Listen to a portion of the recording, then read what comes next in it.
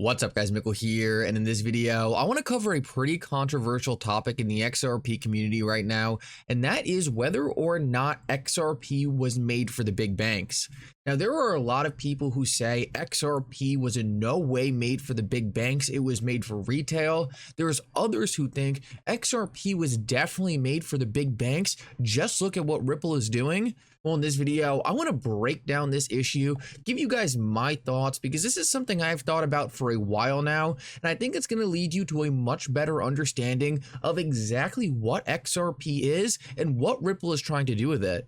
Towards the end of the video though, I want to talk about some massive events happening next week. It's actually not just the hidden emails, we're going to talk about that, but I want to talk about another event that is going to be absolutely massive for markets. Make sure to stick around for that, you are not going to want to miss it. Like always, your support means so much to this channel. Please take a quick second to like this video and subscribe to my channel. It's really going to help me out so much. Also, if you ever need a good place to buy some XRP or the Flare token, make sure to check out my favorite exchange Uphold down in the description of this video.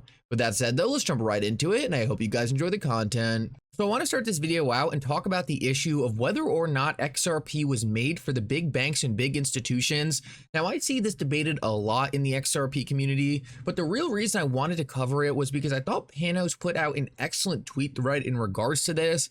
Now, I don't necessarily agree with every single part of the tweet thread, but overall, I thought it was outstanding, and I'll just let you guys know the parts that I'm a little more questionable on. So he said, "It's sad that a big part of the XRP community still believes that XRP was created for big banks or to help institutions." And this is really the only part of this tweet thread I don't really agree with. And the reason why I don't agree with that is because at the end of the day, a lot of the XRP community just looks at what Ripple's doing and says, okay, well, Ripple is working with the big banks and big institutions.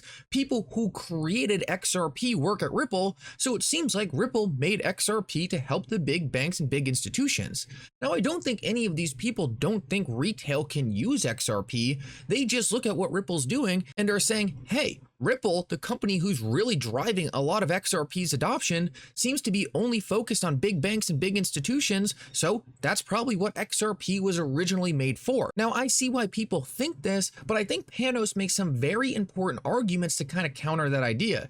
He said it was literally created to destroy the bank's monopoly and disintermediate them. Now, it's important to understand that he's not saying XRP was made to destroy the banks. He's saying it was made to destroy the big bank's monopoly. And I think it would have helped if he said the big bank's monopoly, because ultimately, I think XRP makes banks more powerful. I think it makes financial institutions more powerful, and I think that's why they're adopting the technology. They're not adopting the technology because it's going to hurt them or hurt their monopoly. They are adopting this technology because it makes them more powerful. The only banks that XRP really hurts, in my opinion, are the big banks that dominate all the other smaller ones. I think XRP puts all these banks on a more level playing field. He said XRP was created as a better Bitcoin for peer-to-peer transactions for people, not banks. And I do agree with this. I think when XRP was first created, the original goal really was for peer-to-peer. I think at the end of the day, there's just not as much money in peer-to-peer, and some of the biggest money being moved all around the world is bank to bank and financial institution to financial institution. So I think peer-to-peer was kind of the test. Hey, can you send this thing back and forth? But ultimately, at the end of the day, the big money is in banks, the big money is in institutions, and I think that's a big reason why Ripple is focused there. There is a massive opportunity out there to completely change the rails in our financial system, and retail payment flows just isn't that big. So maybe at the start, XRP was really just created for peer-to-peer, but I think very quickly the people who created XRP and Ripple, the company, probably figured out that there was a lot more to this thing than just sending XRP from me to you. Now, he goes on to talk about the DEX and why the DEX is important, but I think this point right here is critical. He said even though Ripple later decided to focus on the banking system and cross-border payments, they didn't do that to help banks or financial institutions. They did it to create a level playing field for the smaller banks and destroy the SWIFT cartel owned by the big ones. So I think this is spot on. Now, I don't think it's right to say that Ripple isn't trying to help banks and financial institutions. I actually think that's wrong. I think as a business, Ripple's business is to help banks and institutions, but I think it's definitely right to say they're not looking to help the big banks. They're really looking to help the smaller banks catch up to the big banks and create a brand new financial system that is going to make all the banks more powerful, but it's going to put them all on a level playing field. At the end of the day, guys, no institution out there wants to wait forever for money to transfer. No institution wants to pay high fees. No institution wants their money getting lost. XRP is new rails that I think is going to make a much more powerful financial system. It is going to drastically increase the velocity of money, and at the end of the day, I think it's going to make the entire economy more efficient, and it's going to be a benefit to everyone. And I think that's the biggest takeaway here. XRP is open source, decentralized technology that anyone can use. XRP is going to help the entire financial system. That includes people like me and you. That includes small businesses. That includes small banks. And honestly, I think it kind of does include a lot of big banks, just not the big banks with a monopoly. XRP is going to drastically increase the way we can move money all around the world, and it's going to make it more efficient in ways we have never seen before. That is going to help absolutely everyone. And I think once we see more programmability coming to the XRP ledger, I think once we see more developers working on the XRP ledger, we are going to see XRP disrupt financial products we never even thought of before, and we are going to see new financial products created that never existed before.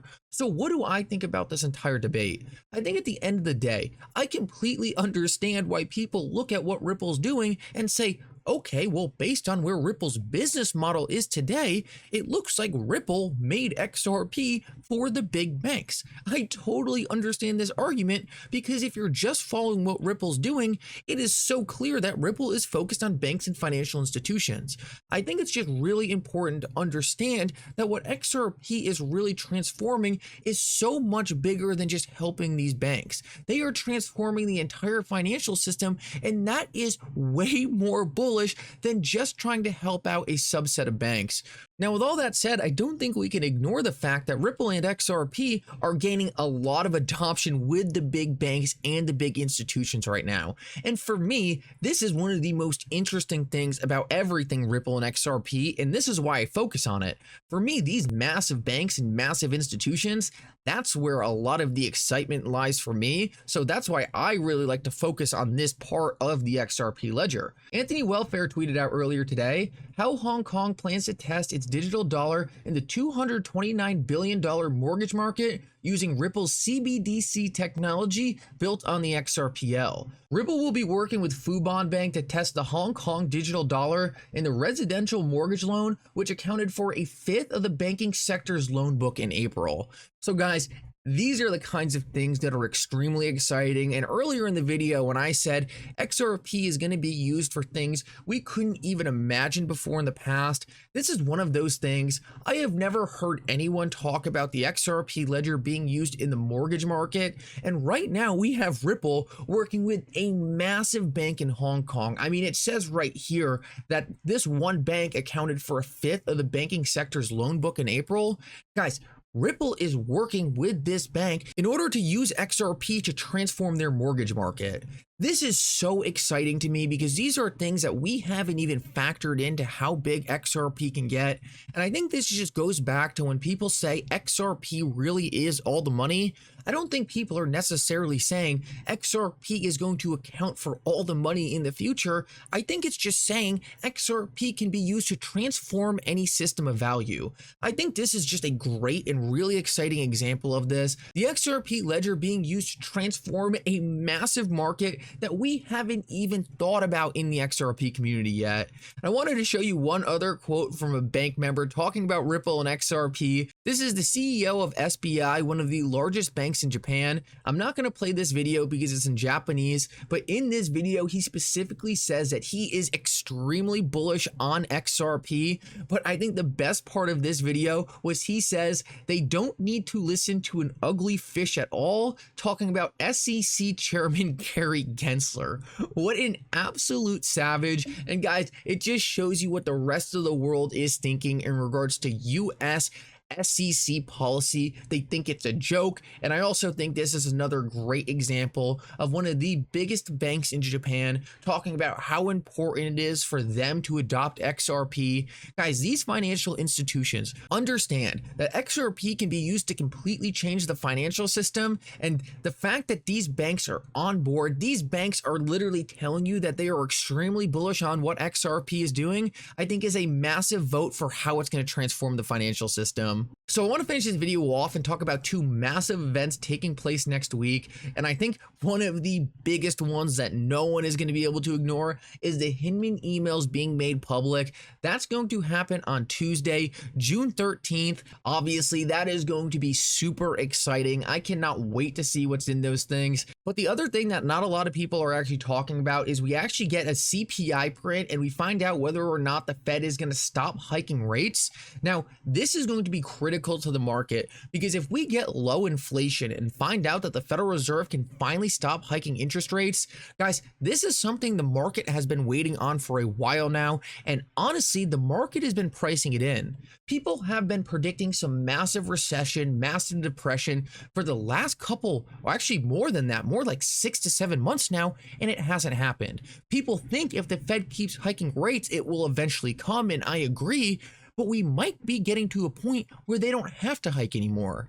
Guys, if we can dodge a massive recession or a massive depression and we can go through with just a slightly weaker economy, that is going to be absolutely massively bullish for the market. And this is what the cryptocurrency sector needs to take back off.